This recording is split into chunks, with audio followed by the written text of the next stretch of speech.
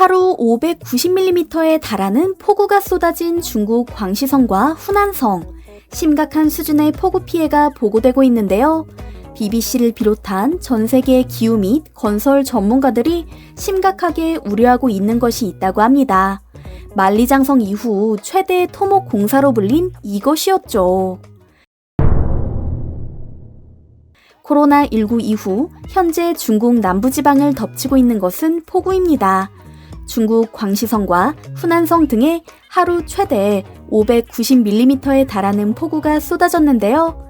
집도 관광지도 잠겼고 이재민은 1만 명이 넘습니다.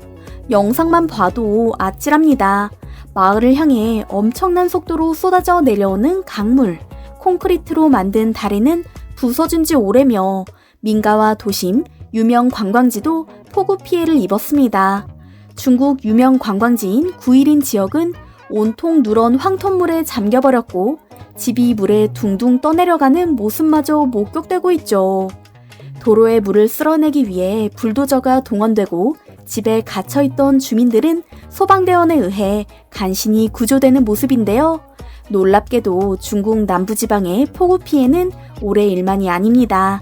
전문가들은 북서태평양 상공에 아열대성 고기압과 양쯔강 유역에 찬 공기가 만나 국지성 폭우가 쏟아지는 것이라 분석했는데요.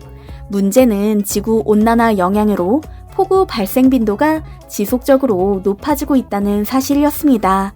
실제로 2017년, 2020년 등에도 중국 남부에 동일한 폭우 피해가 발생했었는데요. 현재 등교하던 초등학생 2명 등 최소 15명이 사망한 것으로 집계됐으며 천문학적 피해가 예상되는 가운데 중국 정부는 원론적인 이야기만 할 뿐 적극적으로 대응을 하지 않고 있습니다. 중국 언론 또한 정부의 눈치를 보며 폭우 피해를 축소 보도하려 애쓰는 중인데요. 이 때문에 중국인들 사이에서는 방송이 아닌 웨이보를 참고하는 게 낫다는 불평마저 나오고 있습니다. 웨이보를 통해 제보된 폭우 피해, 정말 심각한 상황입니다. 항저우에서 불어난 물이 쇼핑몰까지 흘러들어가 지하상가로 쏟아져 내렸으며 광저우에선 산사태로 열차가 탈선해 9명의 사상자가 발생했죠. 지하철도 마찬가지였습니다. 중국의 혼잡한 지하철역에 홍수가 발생하며 객실 안에 승객들이 갇혀 물에 잠기는 재난 영화 같은 상황까지 발생했으니까요. BBC 방송은 이를 생생하게 취재해 보도했는데요. 당시 지하철 내부로 객실에 따라 허리 혹은 목 높이까지 물이 차올랐으며 공포에 질린 사람들은 숨을 쉬기 위해 까치발을 들고 필사적으로 손잡이를 잡고 매달렸다고 합니다. 많은 사람이 물에 잠긴 지하철 안에서 사랑하는 사람에게 전화를 걸고 도움을 요청하는 글을 웨이보에 올렸다고 하는데요. 한 중국인 여성은 웨이보에 더 이상 말을 할 수 없다고 적었으며 다른 남성은 20분 안에 구조대가 오지 않으면 수백 명이 목숨을 잃을 것입니다. 우리는 모두 좌석에 서 있는 상태며 물은 허리 이상 차올랐습니다라고 상황을 전했죠. 그러나 1시간이 지나도 구조대는 오지 않았고 저체온증에 산소 부족 현상까지 이어졌다고 하는데요. 공포에 떨며 몇 시간이나 기다리고 나서야 겨우 구조될 수 있었다고 하죠. BBC는 해당 방송에서 중국 과학자들은 지구온난화가 상황을 더욱 위험하게 만들었다고 말하고 있지만 주목해야 할 것은 지구온난화가 아니라고 말합니다. 지구온난화로 인해 폭우 발생 빈도가 늘어난 것은 사실이지만 중국의 이것 때문에 유독 피해가 심각했던 것이라는 분석을 한 건데요. 그들이 지적한 것은 바로 중국 내에서 수십 년 동안 이어진 무분별한 토지 난개발과 댐 건설이었습니다. 해외뿐만 아니라 중국 내 전문가들조차 이례적으로 해외 전문가들의 분석을 인정하고 있습니다. 중국 전문가들은 구이베이, 구이중 등의 지역은 난개발로 인해 이미 지반 상태가 엄청나게 악화됐으며 하천 수위도 홍수 경계선을 초과했다고 분석했죠. 또한 중국 남부 지역의 대다수 하천이 사상 최고 수위를 기록한 상황이기에 홍수와 마을 침수, 산사태, 건물 붕괴를 대비해야 한다고 말하기까지 했는데요. 전문가들이 가장 우려를 표하는 건 바로 세계 최대 수력 발전댐, 산샤 댐이었습니다. 만리장성 이후에 최대 토목 공사로 불린 산샤댐. 이 댐은 콘크리트 중력댐으로 거대 홍수의 압력을 잘 견딜 수 있도록 설계되었습니다. 중국에서 최악의 홍수로 기록된 1970년 기록을 바탕으로 어떤 폭우가 쏟아지더라도 견딜 수 있게 지었다는 것이 중국 정부의 설명이었죠.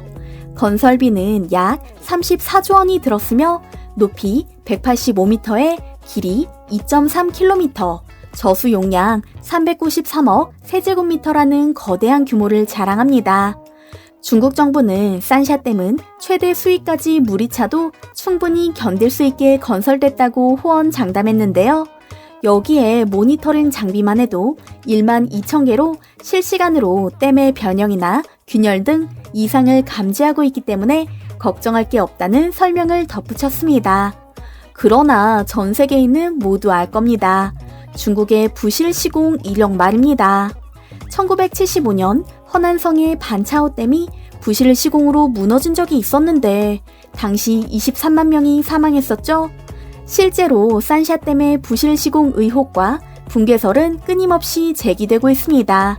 산샤댐이 붕괴한다면 양쯔강 하류인 상하이 지역에 대홍수가 나고 이 지역에 건설된 9기의 원전에까지 악영향을 미칠 텐데요.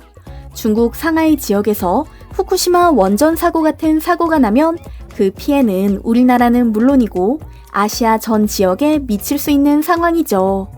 폭우로 심란한 와중에 웨이보를 떠들썩하게 만들었던 산샤댐과 관련된 논란도 많았는데요. 이 사진이 발단이었습니다. 구글 어스에 찍힌 산샤댐 사진인데요. 댐 모양이 어딘지 모르게 구불구불해 보입니다. 이를 이유로 한 네티즌이 산샤댐이 붕괴 조짐을 보인다는 논란을 제기했는데요. 사실 이는 위성사진 특성상 댐 상류와 하류의 높이차를 자동으로 보정하다 보니 생긴 현상이었습니다. 그러나 좀 더 주목할 만한 논란도 있었습니다. 바로 중국의 콘크리트 시공 최고 권위자 황샤오쿤 중국 건축과학원 교수로 추정되는 사람이 마지막으로 말한다. 이 창 아래 지역은 달아나라라는 메시지를 웨이보에 올렸던 사건이었죠. 중국 이창 지역은 바로 산샤댐이 위치한 곳인데요. 즉, 산샤댐 하류에 거주하는 이들은 모두 대피하라는 의미였습니다. 단 한 줄이었지만 중국 네티즌들은 이 글을 올린 사람이 건축 설계의 권위자인 황 교수임을 밝혀냈습니다.